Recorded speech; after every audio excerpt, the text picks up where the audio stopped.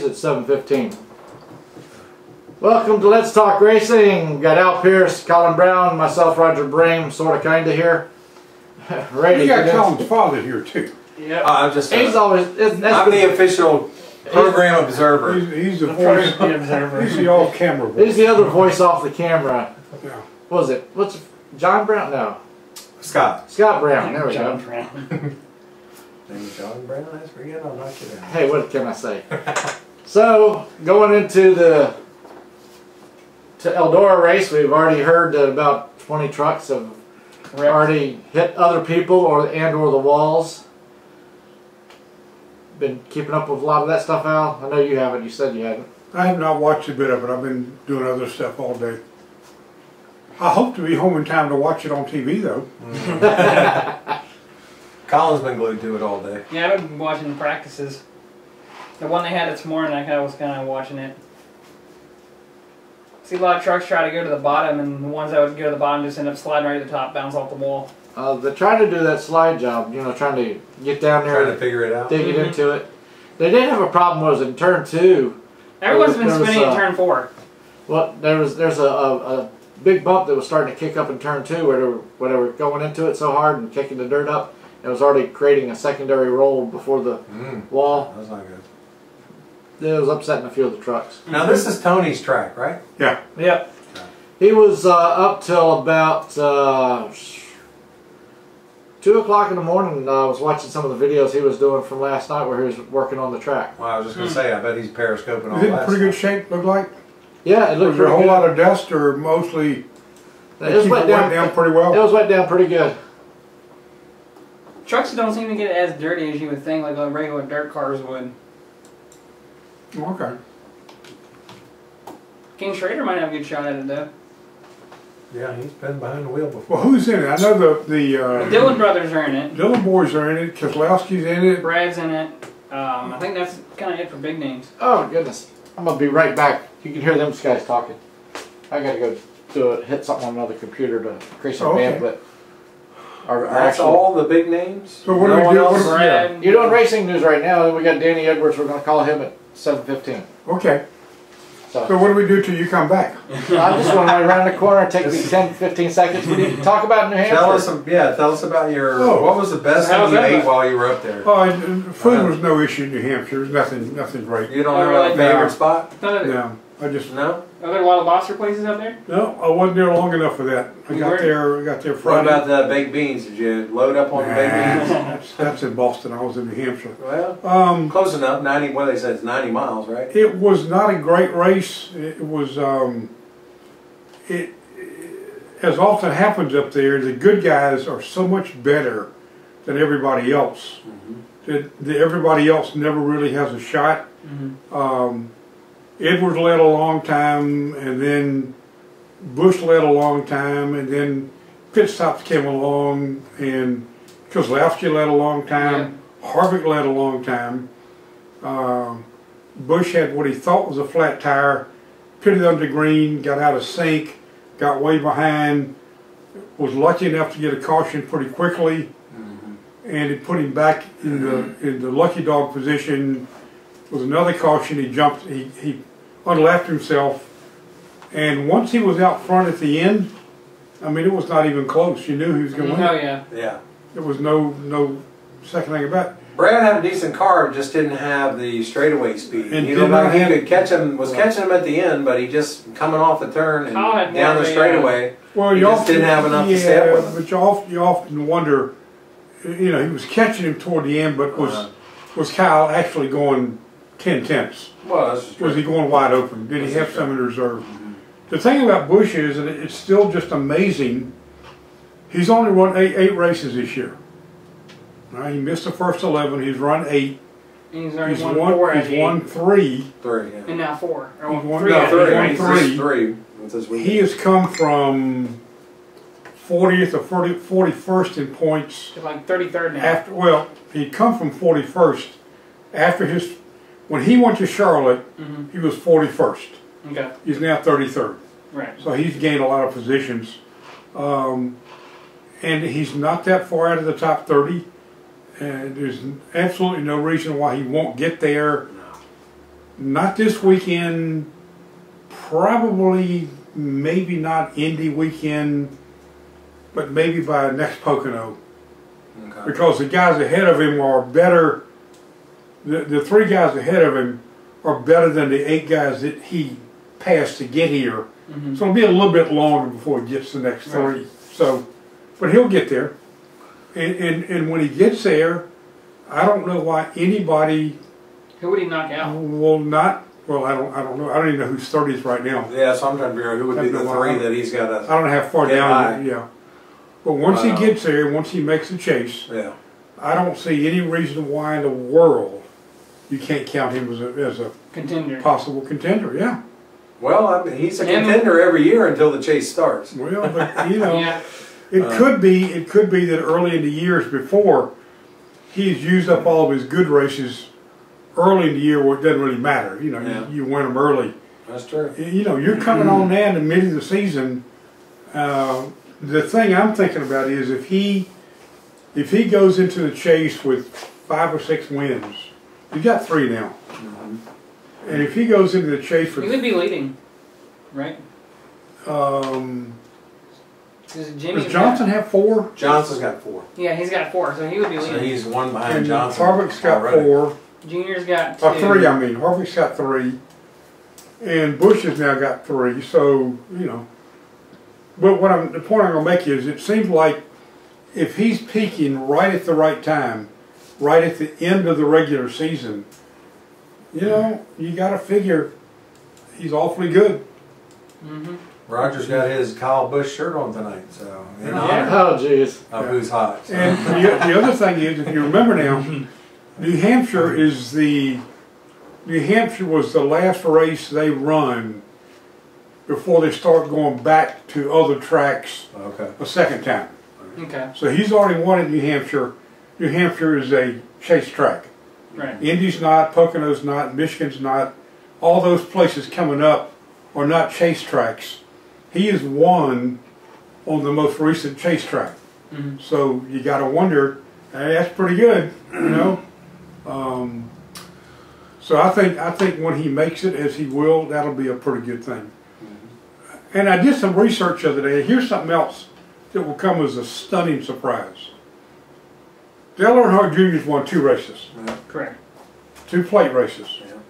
He was second in the other plate race. So he's been second, first, and first in 3 plate races. How many laps do you think he's led in the other 11 races? Let me see. How many they run now? 18?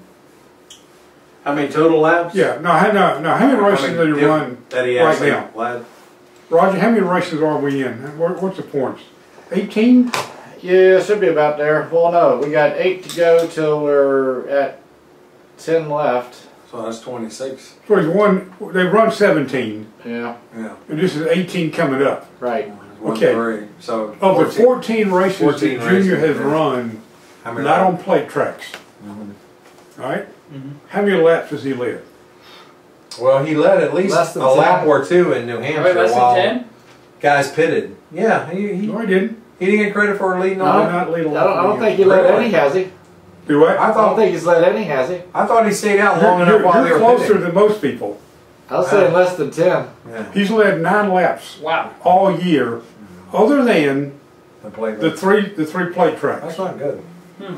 And you got to think, you know, they got 1 plate track left, and they go to a lot of places where he's finished top 5 and top 10, but he hadn't won.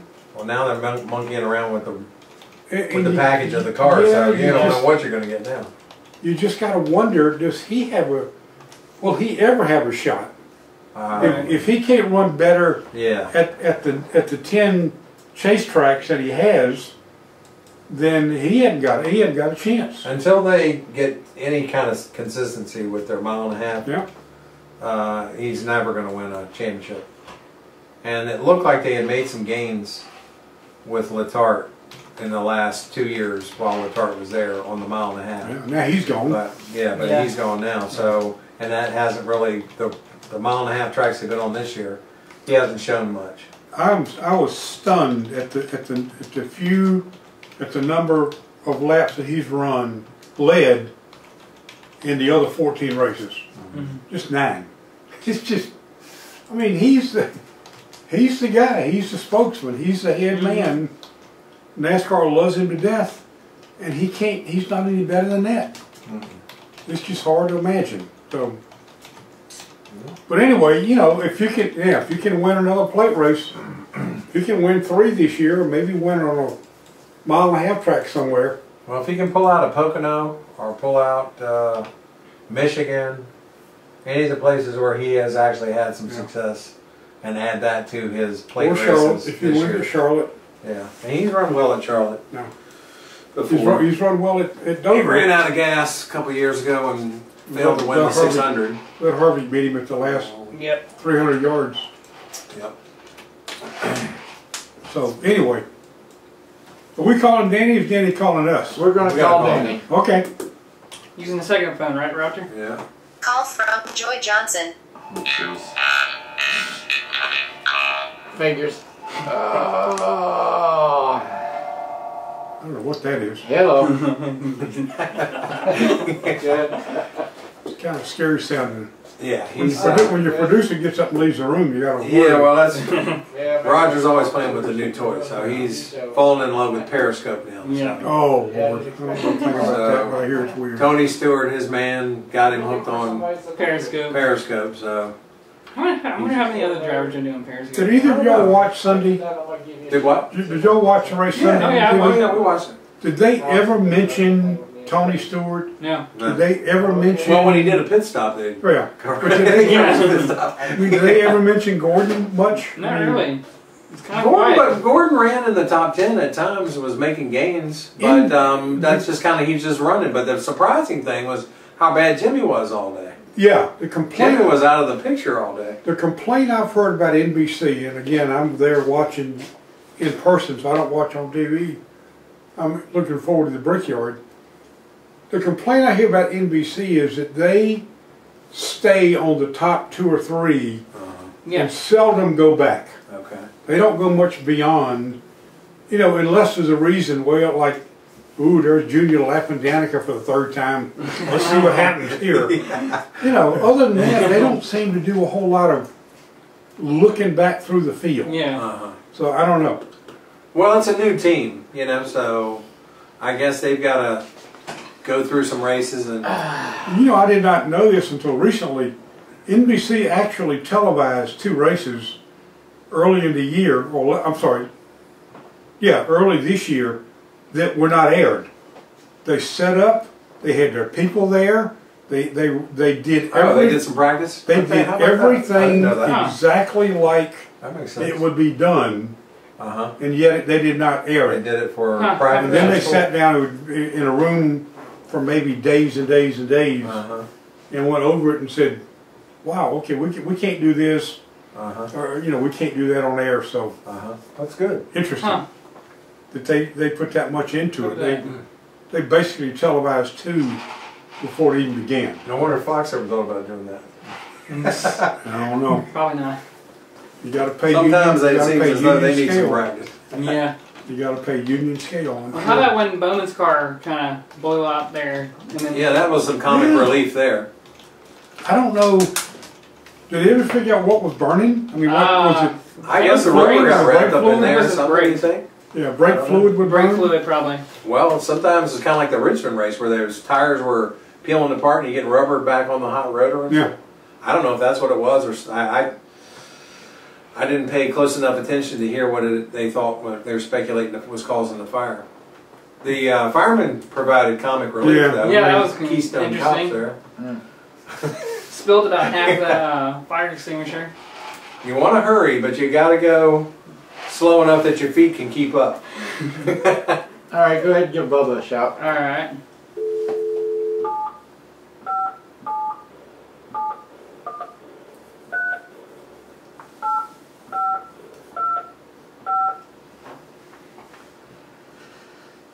And no, we're not doing prank calls.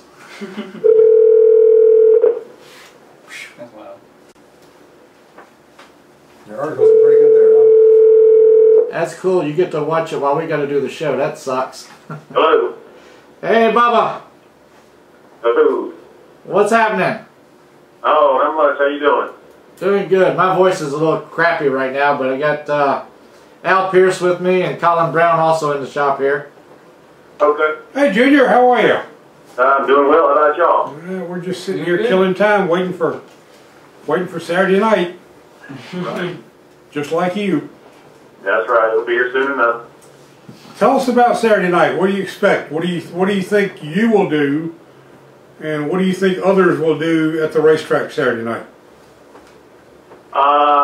I didn't catch all your question there. I think I heard you say you asked me what I think I will do. I really don't know. I think we're going to go out there and do the best we possibly can, obviously, and along with everybody else that shows up, and do the best we can do to try to win the race. I think we've come off several good races here in a row, so obviously that's mentally for me and my team. That's big. I think we've got pretty good performance. There's going to be a lot of big teams that are coming in that have been coming in and out all year, maybe some more as well, that I'm sure are going to be strong. They're going to be fairly strong too, and of course all of our local guys that are always strong. So it's going to be it's going to be anybody's race, I guess. I mean, it's going to take a lot of things to win this race. I mean, you got to survive for one, and good to have a fast car, and you got to make good moves and put yourself in good position and have quite a bit of luck as well. Junior, let me ask you one more question, and I'll let Collin talk to you. You mentioned correctly so that you guys are on a bit of a roll right now. How important is momentum? How important is confidence? How much how much attitude is a part of this deal? Well, I believe it makes up for quite a bit. We've been down and out for a handful of years here leading into this year. So this has been a big deal, for me to get back to where we should have been all along, and it's definitely a huge change, or it's a big swing for me. So having the confidence, having a fast car makes helps you with confidence. So that's a big part of it. Once you get your program together, and you can put your performance together, and you can have a fast car to put you in position to be able to run up front and win races. That starts the confidence. And once you get the confidence, that makes a world of difference. Because if you're not running well, your confidence is down. Everything kind of goes together. So I think it's a big thing. Okay. Collin, jump on there. All right, hey, Danny, it's Collin Brown, legend car driver here in Virginia. Yeah, how are you? Good, how are you? Good. Who is your biggest out-of-town rival for the Hampton Heat? I don't really know. I mean, I wouldn't say that I have any rivals. We haven't run together with any of the out-of-towners enough to know. However, as far as strong competition, I think there's going to be quite a few. Now, Lee Pulliam, you can never count him out. He's always fast everywhere he goes, multi-time national champion. Josh Berry also came in and won a race and ran very strong. I'm not sure who all else is coming, but Tommy Lemons came in, and he was very strong. He had a fast car, so all the guys that do a lot of traveling and win a lot of big races, and all those guys are going to be strong. I don't know how you could pinpoint any one particular person. And who do you see as the drivers to beat, and what are your chances of winning the Hampton Heat this weekend?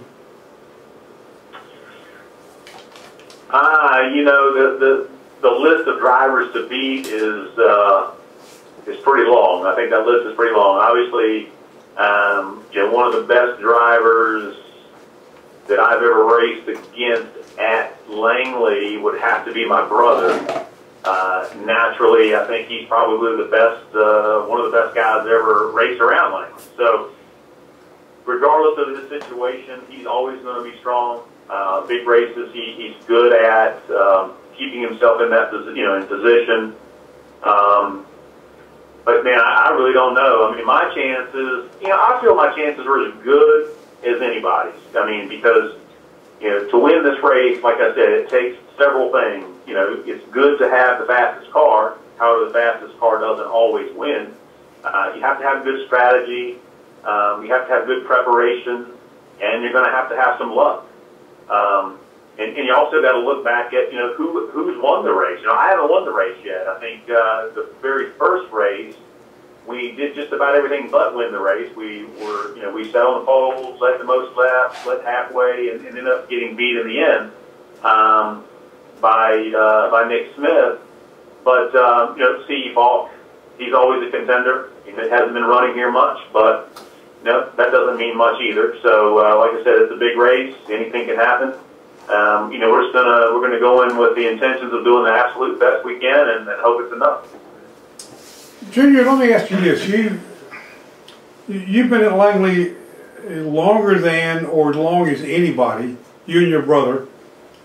Best case scenario, what would you like to see the weather be like Saturday night? Are you better when the track is just stinky, slick, and hot, or would you like it to be a little bit different?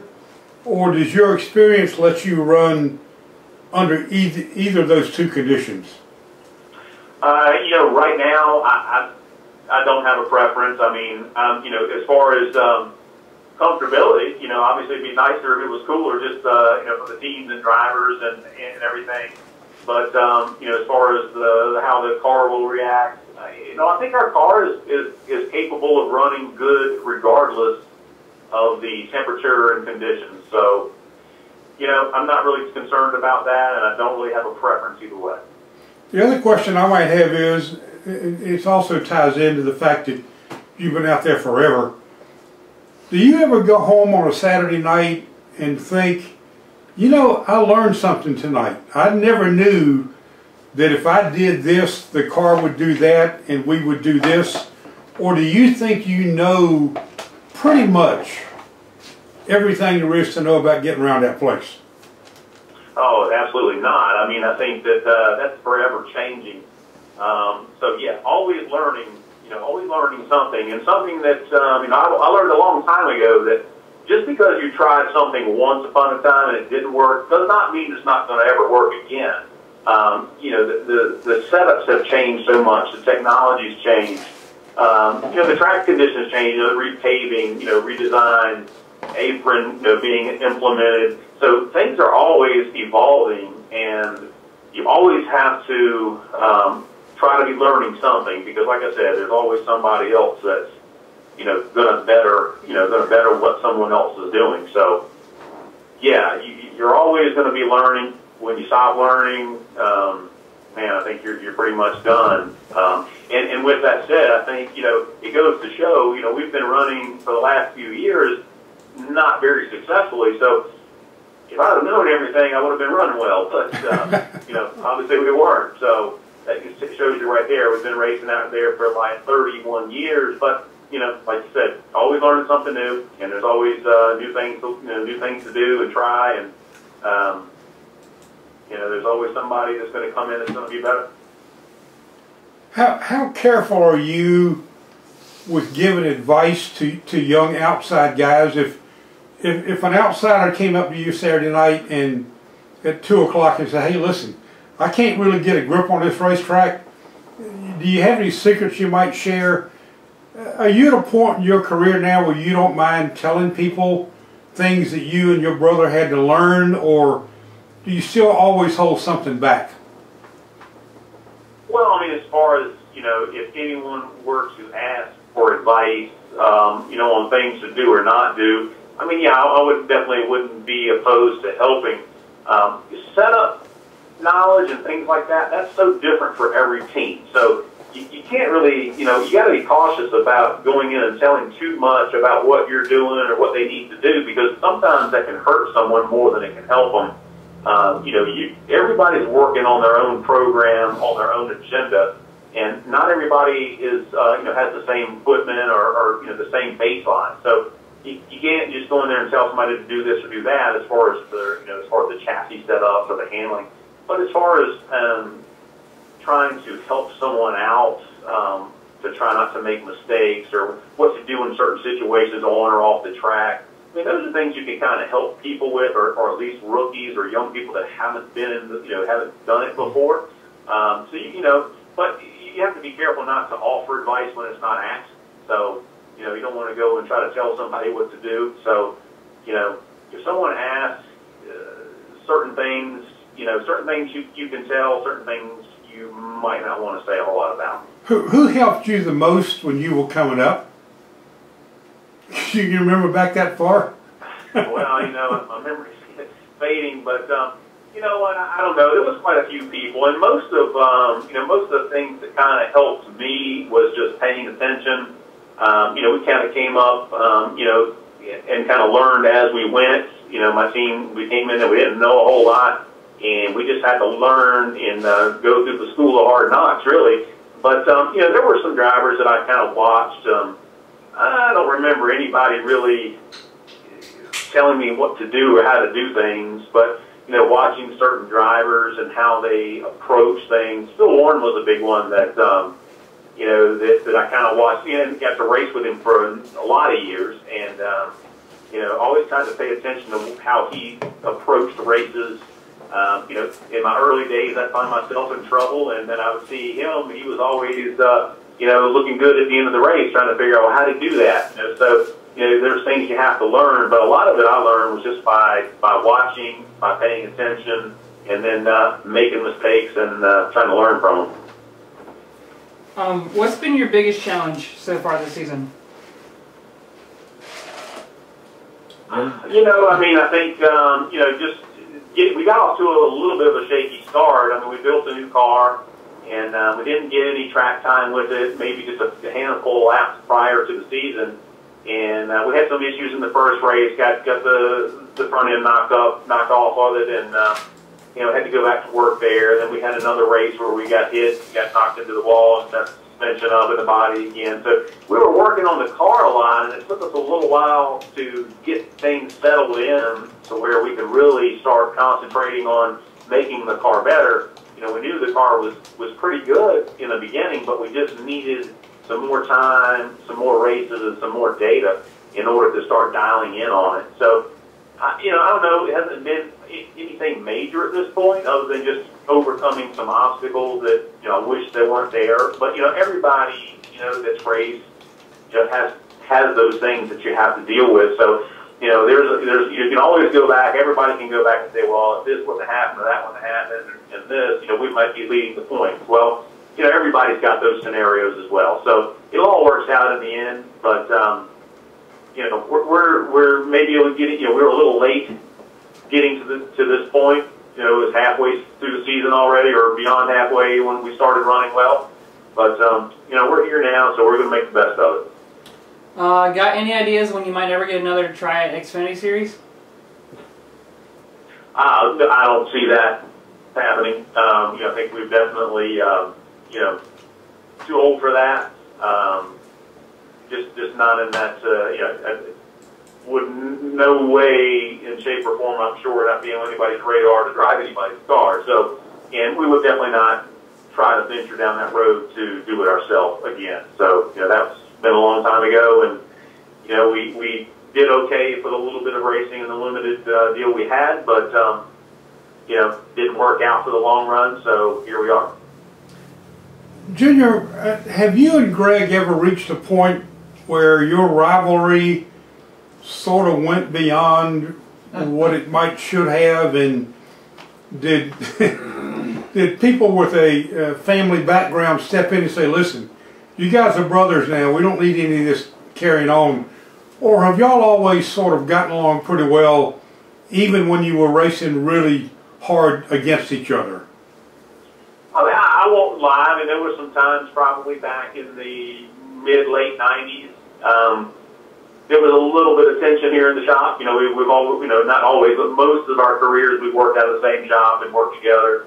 But, it was very competitive. We were winning a lot of races and competing against each other to get those wins. So, there was a couple times there was a little tension because, when you're racing as hard as we were against each other every week, there's going to be some mishaps and some contact and, some crashes along the way that, looking back on it, nothing intentional, just good hard racing. And I think that at that time and probably still today, I can trust him to race him harder than anybody else, and I think he can trust me to do the same. So we put ourselves in those positions where we know we can race each other extremely hard, extremely tight, and know that the other person is not going to do anything intentional, to take you out. If something happens, it happens.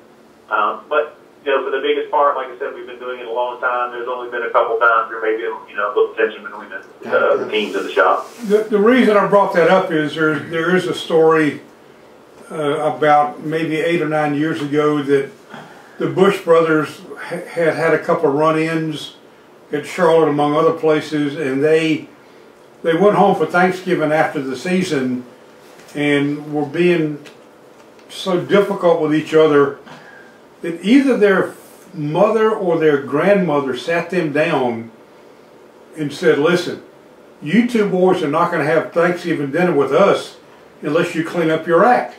And the great story is that grandmother took them by the ear, basically, and shook them till they agreed that whatever had happened was in the past and it would not happen again. And that's what kind of brought me up asking you whether you and Greg had ever had a moment when somebody had to sit you down and give you that kind of a lecture. But yeah, I bet you the Allison brothers at some point had the same thing to happen. So these things happen, I suppose. Yeah, we never got to that point. We didn't have mom or anyone to say anything to us, but we were able to work it all out. Like I said, we worked together pretty well, for all the years, and of course he being my younger brother, kind of have to look out for him anyway. So yeah, we just thought it is, but he does well. He does well on his own, so he can take care of himself. I've seen your dad shaking his head many times, though. Yeah, Roger just said he'd seen your father shaking his head as if to say, what in the hell are they doing? A number of times. So, Junior, listen, appreciate your time. Thank you for coming on. We'll all be out Saturday night watching, hoping that you do well. Hoping at worst a local guy wins. And, weather apparently is going to be pretty good, so it should be a good night. Yeah, absolutely. Well, I certainly appreciate you having me, and we'll be there, and hope to see you in Victory Lane. All right. Thanks, Junior. Thanks. Later, Dan.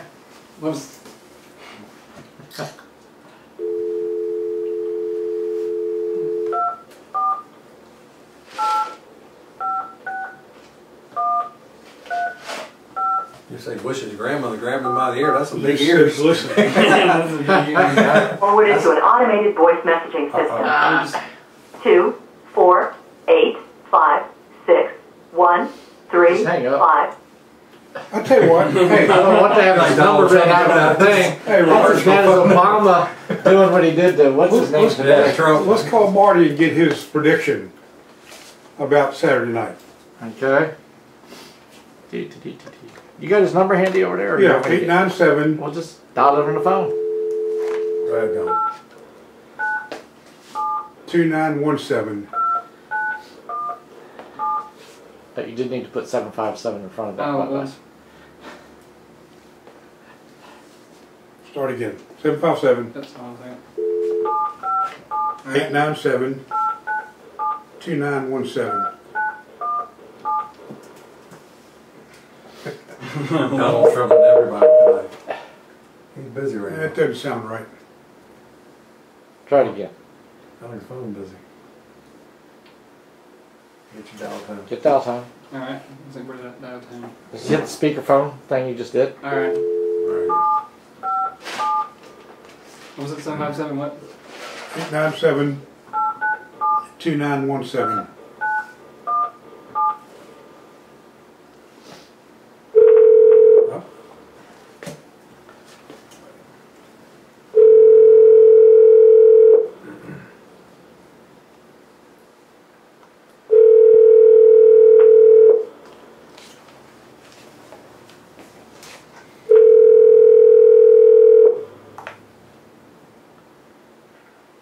Marty here.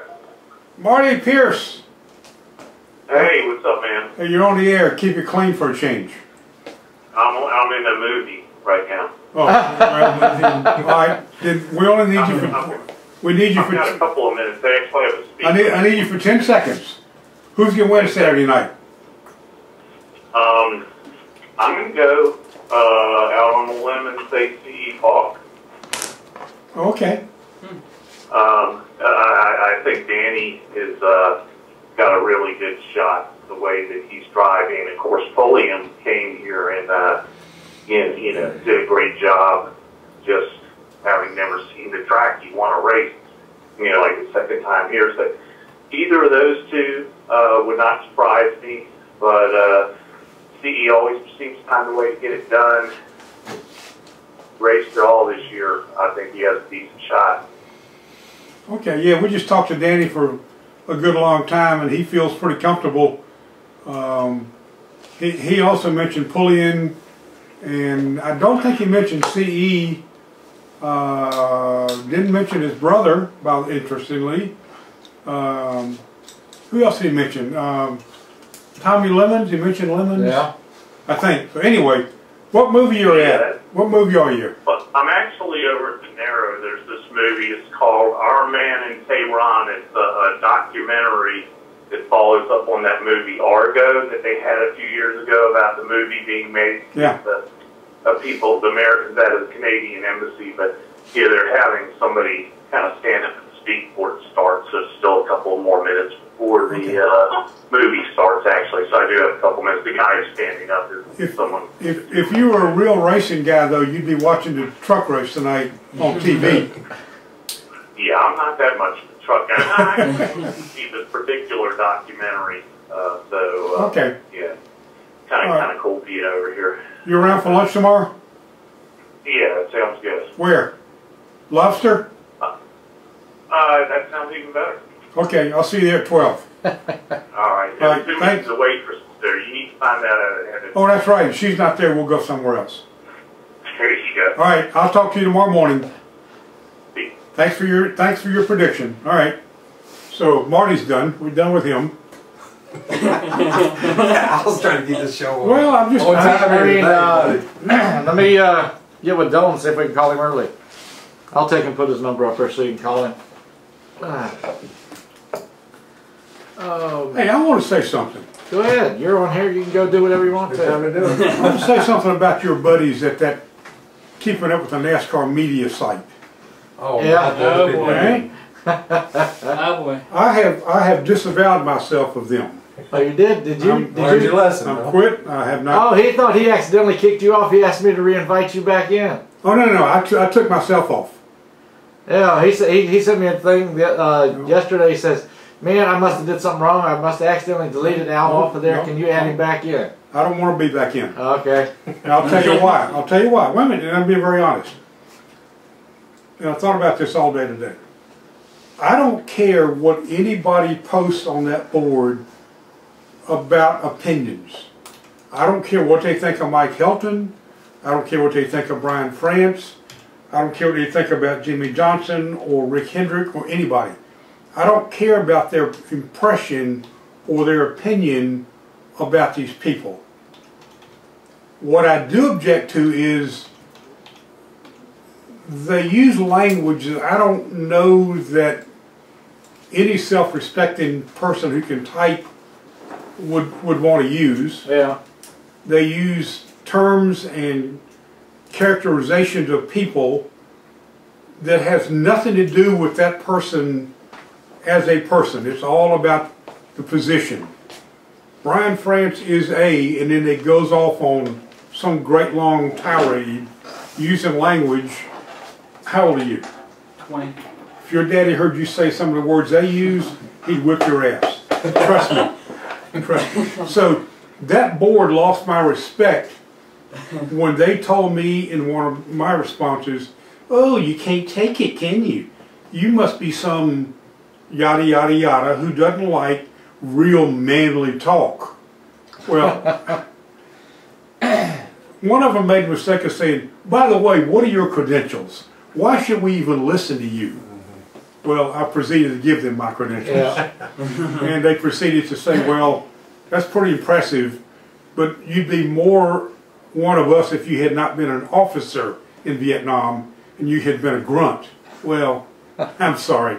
That's just the way it goes. I was, so anyway. So what I wanted to say was this, in case any of them happens to be listening or carrying on. Characterizations about people weaken your argument about what they've written if you spend all your time criticizing the person. If you say, "Hey, kid's too young to have a goatee and beard. He looks like he's some whatever." It's got nothing to do with what he writes. They wanna make fun of what you look like or who you pull for. If you pull for Jeff Gordon, you're automatically characterized in a particular way.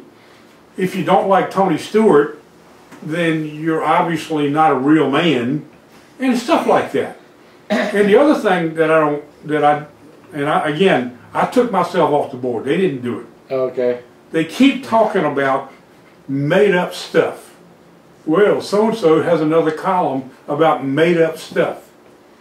And I simply asked one of the people in the group, give me one example. And I read the story that the person had written. Yeah. I said, just give me one example of made up stuff. You know, don't throw stuff at the guy's editorial, at his opinion. Don't criticize what he wrote without telling me what he made up.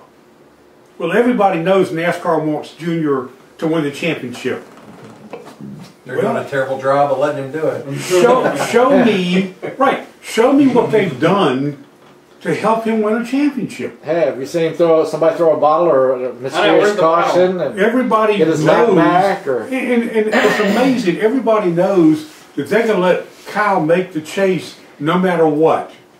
Well, I don't think so. Now, he's going to make it on his merits. On merit. And they announced a long time ago, we're going to waive the 26 race deal because his wreck is on us.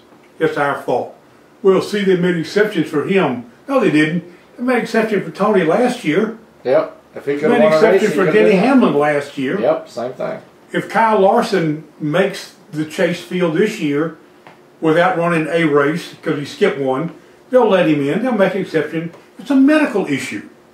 So anyway, I get so angry with people who say, well, NASCAR can fix any race they want. Bull. They cannot fix a race. Now, they can control it. Yep. Mystery caution. They can control it, but they can't fix it. Yep. Don't tell me... They can control it enough to hope something might happen. But that's right, exactly. Green, white, checker. And I'm not a big Danica fan, as you know, because I think she gets way too much attention for what she does on the racetrack. But they act like she's just some slum dweller making money off her back, basically, you know. And I thought these people, and again, I will never ever contest their right to say what they feel is true. Yeah. But give me some facts. Yeah. Don't tell me that this and this and this, everybody knows they're going to let this guy do something or other. Not everybody knows that. So anyway. End of speech. Let's talk racing. Hello? Is this Dylan? Yes. Well, good. You got the right number then. Yep, got it. How you doing tonight? I'm good. Everything's going good. Go ahead and introduce yourself and give a quick bio so everybody knows something about you, about your racing. Say that once again. Go ahead and introduce yourself and do a quick bio so that everybody out there listening will know something about how you come up to in your racing career. Okay, right now? Yeah, you're on now. Oh, I'm already on already. Yeah, so Dylan Lupton for all the listeners out there, racing in the NASCAR Spin Bee Series this year for Athenian Motorsports. Only racing part-time. The last 2 seasons I was in the Canaan West Series. Also a NASCAR Next member.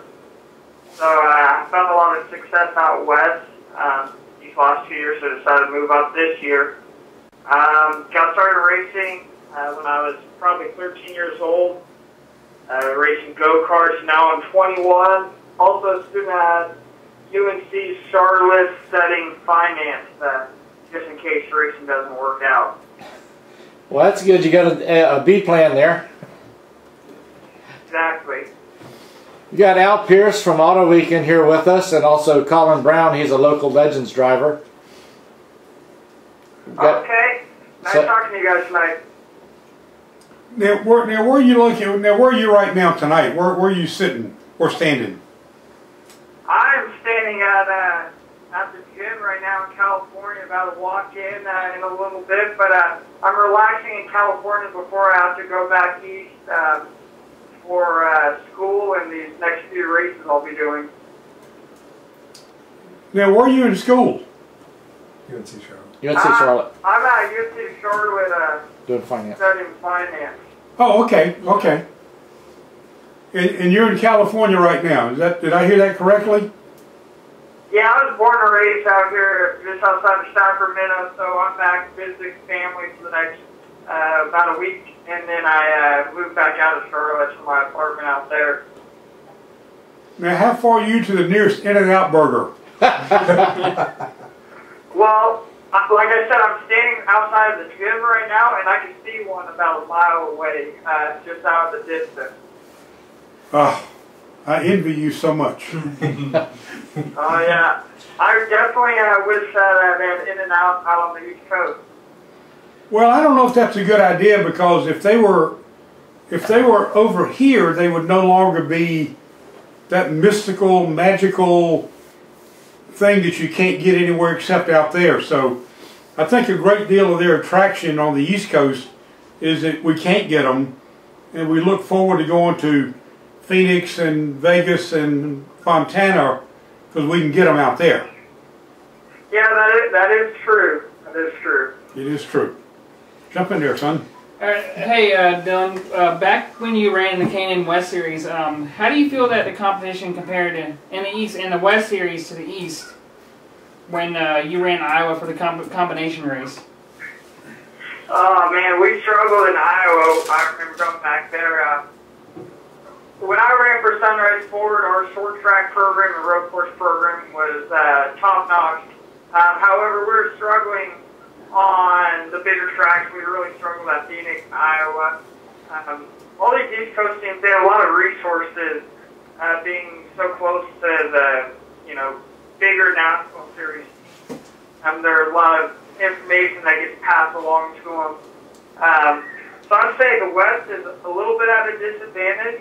It seems like this last year, though, the West and East are a little bit more on the same playing ground. As you saw in Iowa a few months ago, Brandon McReynolds was able to get the win for the West Coast. So I think the West Coast is getting better and better each year.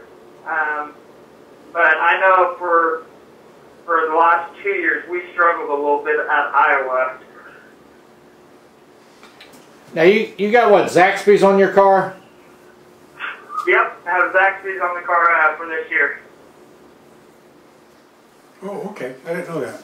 Oh. Is there back when you were on the West Coast side of the K&N, is there sort of an unofficial rivalry or an understated rivalry between the two sides, or is it just all one big happy family? I didn't really worry about a rivalry. We race the guys twice a year. I think there's more of a rivalry with me and a few of the drivers from the West Coast that I had to worry about every week, and I think there's a bigger rivalry with those guys than some of the East drivers, especially because, you could end up 10th, but you could end up first in your series if, you're the first West car or first East car. So since you each got points just for your series for the East or the West, I don't think there's too much of a rivalry. I know a lot of the NASCAR Next kids this year, it's kind of split between East and West, and they're always having a little rivalry between themselves, but I never really experienced that. You going to be out at Richmond this year? Say that one more time. You going to be at Richmond racing in the Xfinity this year? I raced it earlier in the year. I won't be doing the second race, however. Well, that's too bad. So, Yeah, time schedule for when he's going to move up. How much longer does he All right. feel like So how much longer do you feel like you have before you move up to Cup? Ooh, to be honest, I haven't even thought about that at all yet. Right now, really just focusing on next year. I wish I could be looking that far ahead in the future and planning everything out, but right now, I'm just working on trying to get a full-time ride together for next year. I think after, once you run in the Xfinity Series for, I would say, 2 to 3 full seasons and you're running up front, then that's the time to start really worrying about that, but as of right now, it hasn't even crossed my mind. Do you think any of the studying you're doing in school is going to help you get some sponsorships? I sure hope so. And like I said, I'm studying finance, so if the race doesn't work out, I might have to just go to Wall Street and try my luck there. And if I can make some money, then I'll come back to racing and fund it myself. But getting a full-time sponsor for next year, and it's always good to have a college degree in your back pocket. But I definitely like to be racing full-time. Dylan, does it ever bother you that a lot of guys who maybe started a little bit younger than you, because we talk to kids all the time on this show who started when they were 6, 7, 8 years old, and somebody found them when they were 15 and all. You seem to be a little bit behind some of the people that we've been talking to. Do you think you've only got 4 or 5 more years to prove yourself, or do you really worry about your age right now? Because you're a little bit of an old guy, sort of. Yeah, it's crazy when 21 is old nowadays in the sport. But yeah, I didn't start racing. I didn't get in my first stock car until I was 16 years old. Now you look in the K&N series, and there's a handful of drivers that make their first start before they even turned 16, and I didn't make my first start in K&N until I was 18, 19 years old. So I feel like I've had to learn fast, but I can't sit around and make excuses or play a pity game with wishing that I could have a few more years. I just have to go out and make it happen. And if I perform well on the track, I think a year or two really won't make too much of a difference. So I just have to go out and do well, and then hope in the next few years I can really prove myself as a driver. Okay. Oh, that works. Now, who's been your mentor, so to speak, as you've been coming up through the racing series? I'm sorry, repeat that one more time. Who has been your mentor as you've been coming up through the racing series to help you out? Oh, there's been quite a few people. As I've moved up, it seems like every series I get in, I speak to people and get help from past drivers. I remember when I first started off, there's this guy, RJ Johnson. Hey, Brian. He's from Southern California, and he helped me out pretty much learning how to drive a race car when I was first starting out, and then the K&N series, having Derek Thorne as a teammate was a huge benefit. Okay. He has a lot of experience. Let's see. Let me text you back in a few cars minutes here, and race cars in general, so he helped me out quite a bit. And then we'll be announcing you want me just have you scheduled for next week? a new driver coach that's going to be coming out to the races with us, and just kind of helping me All right. speed up my learning process. No problem. We'll talk to you later. New series, so we'll be announcing that soon. But I've had quite a few mentors over the years. Okay. Let me ask you one last question here. When you're at a racetrack for the first time, and there is, say it's a companion race with Cup guys, who would you most comfortable who would you feel most comfortable walking up to and saying, "Hey, I've never been here before. Give me a 60-second lesson on how to get around this place." What drivers would you feel like you could walk up to and get information? There's a handful of drivers. You know, depending on if Ryan Blaney's racing that weekend or not, I'll go up and talk to him. I've met him over the years and able to talk to him. When he's racing, though, I'll usually go up to, let's see, me and Justin Allgaier, we talk quite often, and I know Jeff Burton, so I'm able to ask him questions. A lot of it, though, is I just ask questions from other people in my series, in the Xfinity series. Me and Eric Jones have been able to grow a friendship in the NASCAR Next program, so I'm able to go up to him and ask him all sorts of questions. And then also having Terry Cook up on the spotter stand for most of my races, he's been a huge help, so I'm able to bounce questions off of him, and he's able to tell me what I should be looking for at these different tracks I'm going to. You know, I guess you know you've arrived when younger guys come to you and say, "Hey, I've never been here before. How do I get around this place?" That's when you know you're making progress. Yeah, exactly. Okay. Exactly. Okay, Raj. Well, what's your next racing schedule? I know you said you aren't going to be at Richmond. So my next race is Iowa coming up in a week and a half. I'll be back in the Xfinity car, and then after that I'll be going to Mid-Ohio, Road America, and then Kentucky. So those are the next 4 that are on the schedule. A few might pop up. I wasn't even supposed to race New Hampshire last weekend, but last minute I got a call to come and fill in. So hoping for more races, but I have 4 more that are confirmed. Cool. Okay. Well, let's go ahead and let you give a shout out to your sponsors and let you get back to what you're doing. Alrighty. Yeah, I'd definitely like to thank Zaxby's and the whole Townley family for letting me come and drive in their family car. You know, they build a great program over at Affinity Motorsports, so I'm looking forward to continuing with them for the rest of the year. I also have to thank D-Racing Enterprise.